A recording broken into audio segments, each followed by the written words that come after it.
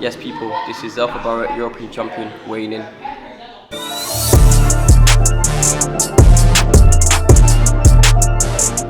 Yes, weighing in with the European champion, Brown Flash, ZELFA BARRETT. How's it going, champ? It's good, dying of hay fever, but yeah, man, we're good, we keep it moving.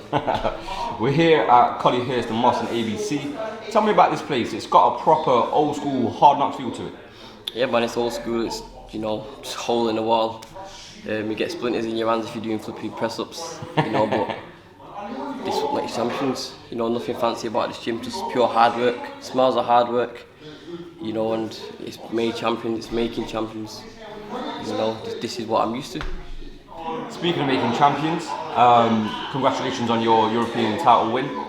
There's a lot of young fighters here that will probably look up to you. What advice do you give to them? And a lot of them who fight on obviously Pat's Blackflashpromotions. Just stay dedicated, you know, back yourself, believe in yourself, and you know, stay focused, keep your eye on the ball, don't get distracted by other things on the journey. There's going to be obstacles there, but you just got to just break through and just keep having that clear mind. That said, let's get straight into it. What's the plan for that new shiny belt? I know last time I spoke to Pat, he said he'd like you to defend it, but what do you want to do? Listen, I'm open to whatever, you know. All I do is fight, you know, train hard and dedicate my life to the sport of boxing. So whatever gets put to the table, I will evaluate and, you know, execute it, whatever I need to do. But you know, whatever gets brought to the table, I'll think about it, and you know, if it benefits me in a way where, then if it benefits me. But you know, all I'm doing now is just working like I've got a fight still, staying in the gym, you know, doing the most, doing things that other fighters are not doing of my level. You know, most champions, they train when like a 16-week camp. I'm just in the gym. I had my fight, won my fight, took a couple of days off, carried on running, went to Jamaica, was running out there, come back, training like normal. This is what makes me elite, this is what makes me better than the rest of these guys, because I don't rely on my talent, my skill, I rely on hard work and focusedness. And you know, if you've got the both in the later rounds, your hard work will pay off. If you notice, you can get some awesome fighters, and then in the early rounds looking $1 million, but you just can't keep that up, you know. And staying focused, staying dedicated, staying grounded, make sure it enables you to use the both together. So this is the reason why I'm at this level. This is the reason I believe I'm one of the best fighters in Britain. This is the reason why I'm European champion. And you know, I won it with ease. No disrespect to Corbin. You know, one of the judges gave it 120. Listen, it's hard to argue with anything you just said. The last time you was out, you put on an absolute masterclass. And that's not even just blowing smoke. It was when someone performed, I'd done the things right, it looked boring.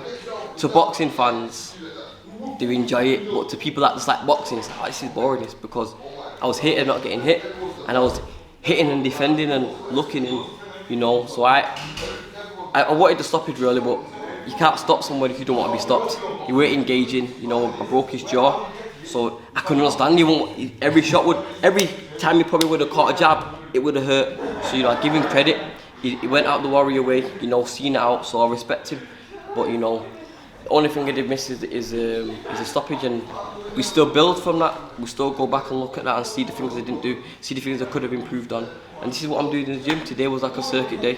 Through the week I'm working hard, sparring, staying on my A game, man, and that's what I've got to do. This is my job. This is what people pay to see.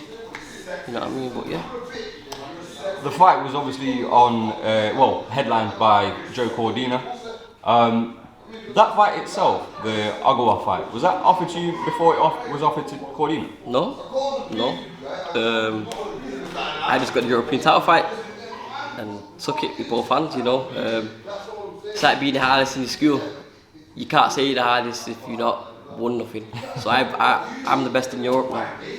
So I deserve my next fight to be a world title. Maybe not my next fight if it's not there, but I've crossed it off that I'm worthy. You get me? You can't just be jumping You know, look, I can't. You know, I'm not being able to fight for the British title, but I'm ahead of it because I'm European champ. Yeah. But like, out of not my fault or whatever, but like, I believe I'm the best in Britain in my weight category. You know, Joe's the world champion. You know, credit to him, and I respect him. He's a world champion, but I back myself and believe in myself. I believe I'm one of the best fighters in any weight category in Britain. I believe that, you know, and if I didn't back myself, I think that I shouldn't be where I am. How would you describe your relationship with Joe? And also, I mean, you're obviously in the same stable under Eddie at Matchroom, but it seems he gets a bit more of a push. Do you agree? You know, it's just the way it is. He done well as an amateur, coming through the GB setup. You know, and you know he got put on the platform for his hard work as he does as an amateur. So you got to give him credit for that. You know, I come the old school way. I had what 34, 35 amateur fights, lost 4, didn't win nothing, won like a Northwest or whatever, got to the quarterfinals of the ABAs. But I was built to be a great professional. That's the difference. Some of these fighters are still learning on the job, try to be a professional because they've been amateur for too long, try to transition where I transitioned out, but that's why I've been knocking these journeymen out cold, and my knockouts are cold, and because I've been a pro since I was like 15.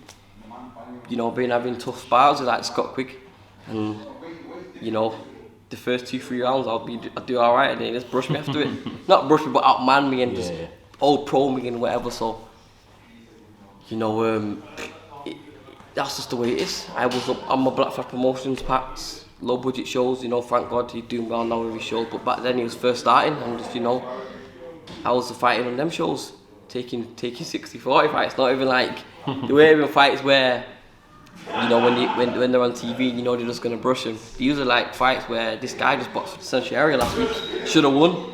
I'm fighting this guy.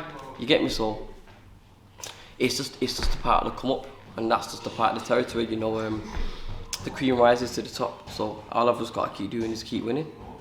So from come up to come back, your stablemate and your brother, Lyndon Arthur, he's back. He's signed now with Salmon Brothers and Wasserman.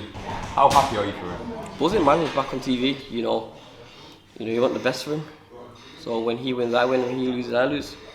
You know, that's the standard. So we want the best for each other, and buzzing that he's on TV and buzzing is back, and you know, he'll dominate the Channel 5 thing, and I believe he will. So with Wasserman, you have to mention the big one coming up October 8th, eubank benn at the O2. What's your thought on that fight? You know, it's a tough fight.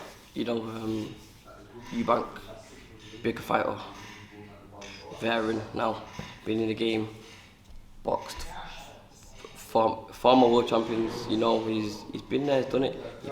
Being an IBO world champion, he got classed as a world title form. You know, and then at the beginning of his career, he was dangerous. Them uppercuts, and he was just brutalising man. So, you know, and he's been British champion. You beat that guy, and I think it was in Sky Sports. Iced him quickly. So, you know, he's a good fighter, man. So, eubank coming through, improving. No, Ben's coming through, improving, looking good, looking dangerous. You know, so I believe whoever can execute the game plan will perform, because, like I said, eubank's had to come down a bit in weight, which would, you know, might you know, deflate you a bit, but you know, you got nutritionists.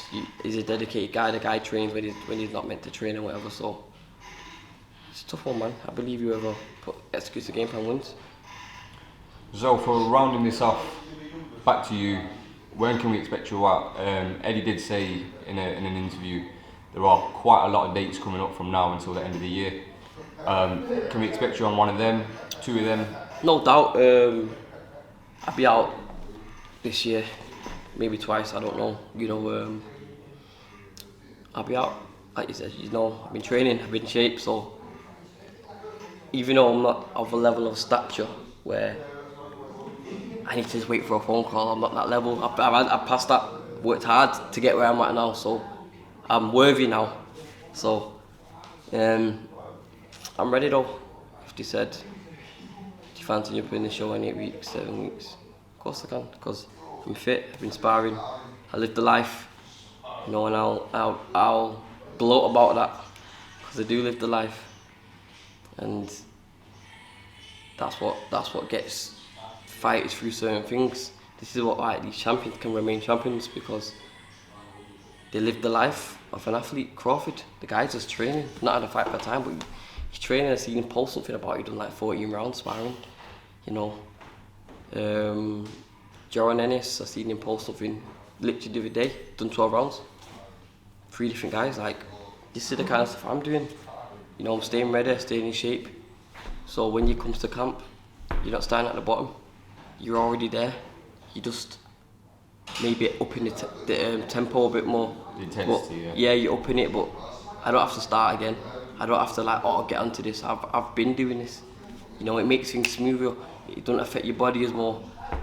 You know, you're learning, practicing more. Like, it can get through to you more, because you're not thinking about your weight. You're not thinking about getting fit. You're thinking about just getting something what your training's on to do. So, you know, I'm just ready. I'm just in shape, and I'm just ready to go whenever. And it is what it is. Listen, I've caught you on the bags. I've seen you in shape. Today was just, like I said, it was circuit thing, was touching the bag. You know, we had an intense day yesterday.